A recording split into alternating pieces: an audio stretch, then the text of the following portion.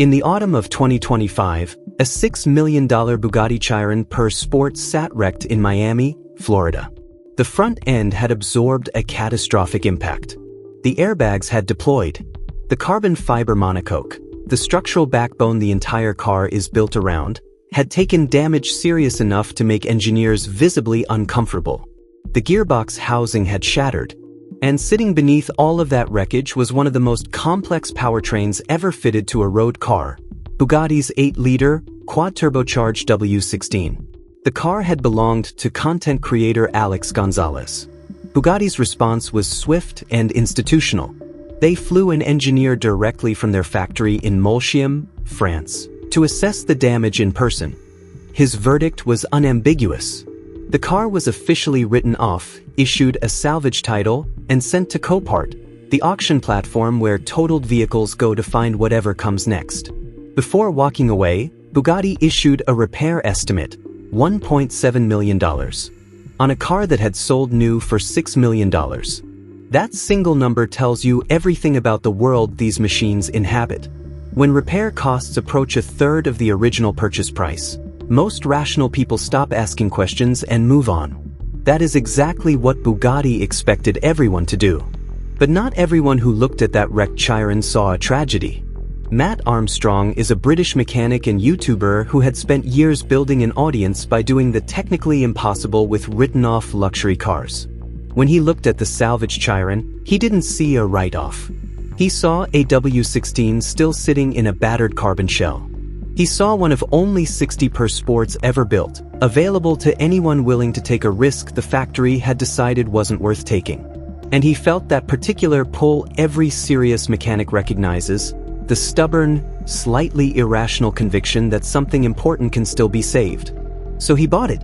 From the moment the salvage title transferred into his name, the story stopped being about a wrecked car and became something far larger. The Chiron Per Sport is not simply another Bugatti.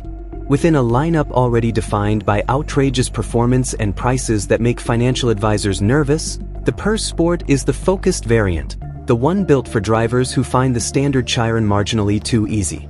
Only 60 were ever made. Each is hand-assembled in Molsheim over several months, with individual craftsmen assigned to specific components that no automated production line would ever be trusted to touch.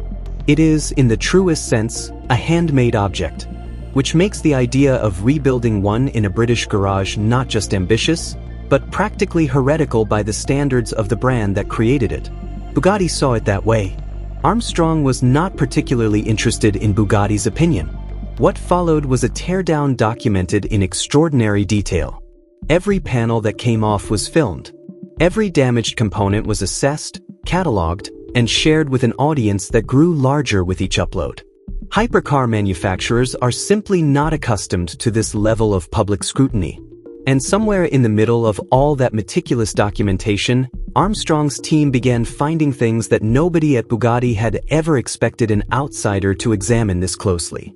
There is a story that circulates in the automotive world about the moment engineers from rival manufacturers first disassembled a Bugatti Veyron in the mid-2000s.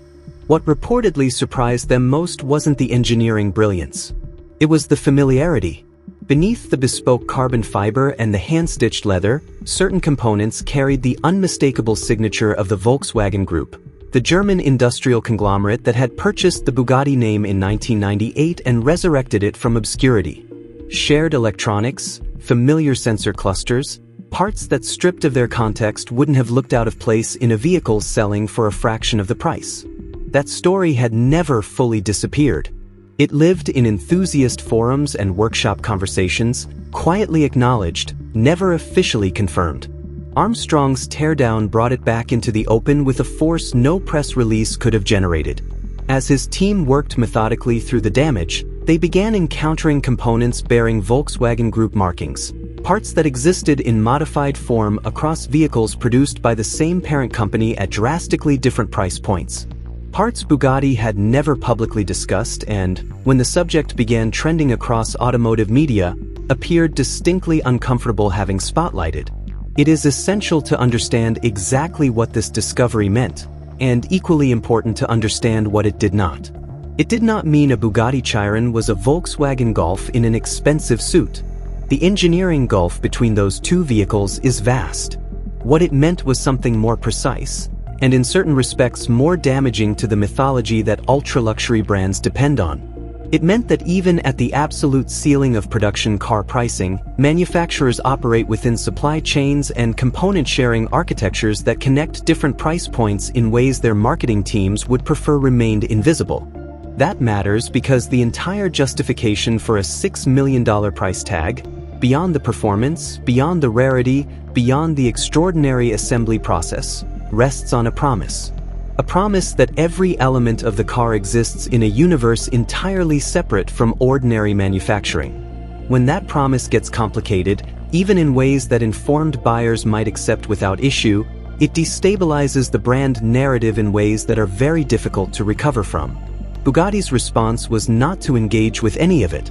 It was to shut the camera down. Not with a physical mechanism. Not a chain or a clamp. Something far more absolute.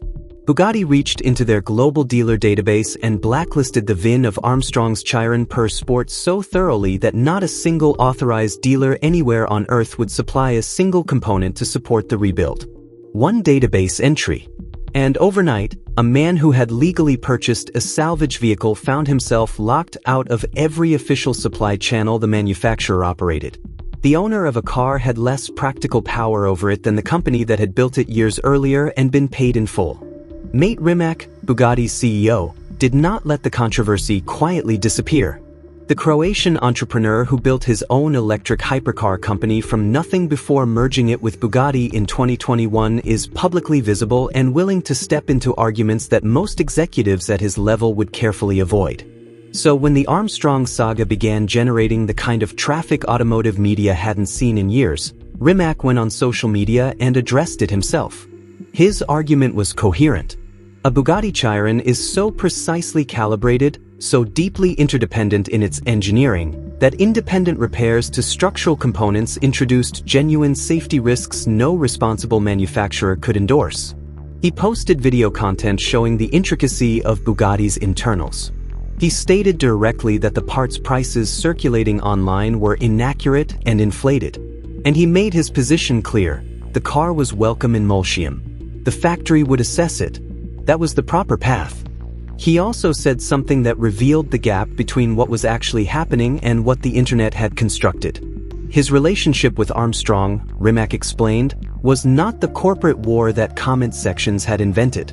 He compared it, with a self-awareness rare in executive communication, to the way the world frames Messi and Ronaldo, two professionals who respect each other, operating in the same space, while an audience builds a rivalry that neither of them fully recognizes.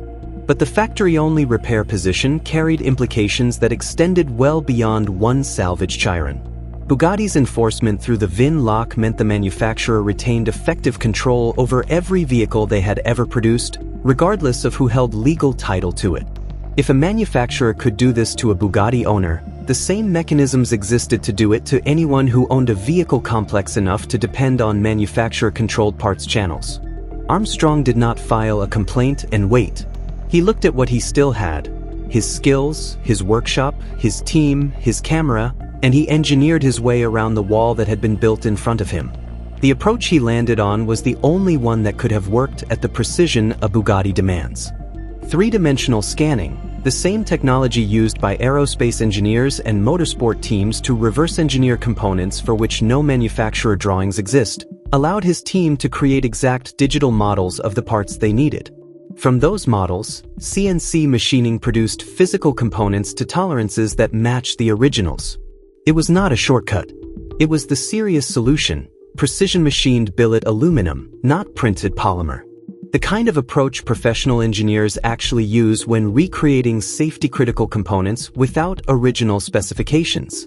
The public response as this unfolded was unlike anything automotive YouTube had previously generated. Engineers commented with technical analysis. Independent mechanics posted supporting breakdowns of the machining process. Journalists who had spent careers covering new model launches found themselves writing instead about a salvage rebuild in a British workshop. And Armstrong kept filming. When that rebuilt Chiron Per Sport fired for the first time, when that quad-turbocharged W16 came back to life after months of work the factory had declared impossible outside of Molsheim, it landed on the internet with the weight of a verdict.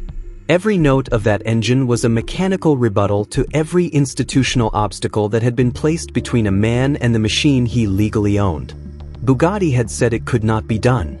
A mechanic in Britain had done it, documented every step, shared the entire process with an audience of millions. Legislation does not move quickly, but the attention the VIN lock controversy generated fed directly into a debate the automotive industry had been managing and successfully delaying for years.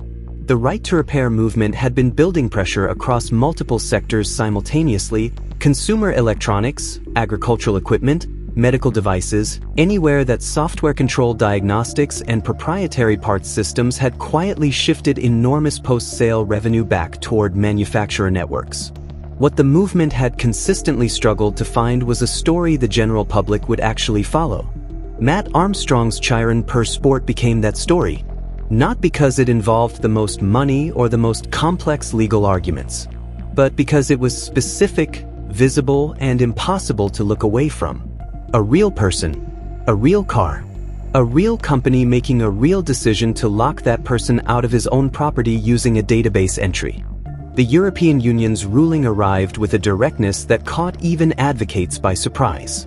Bugatti's factory-only repair model, the VIN blacklist, the global parts lockout, the software-controlled gatekeeping, would be illegal under EU consumer protection regulation from July 2026.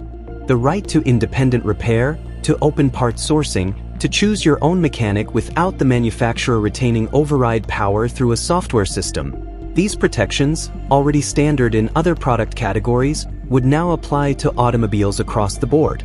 The implications run far beyond Molsheim.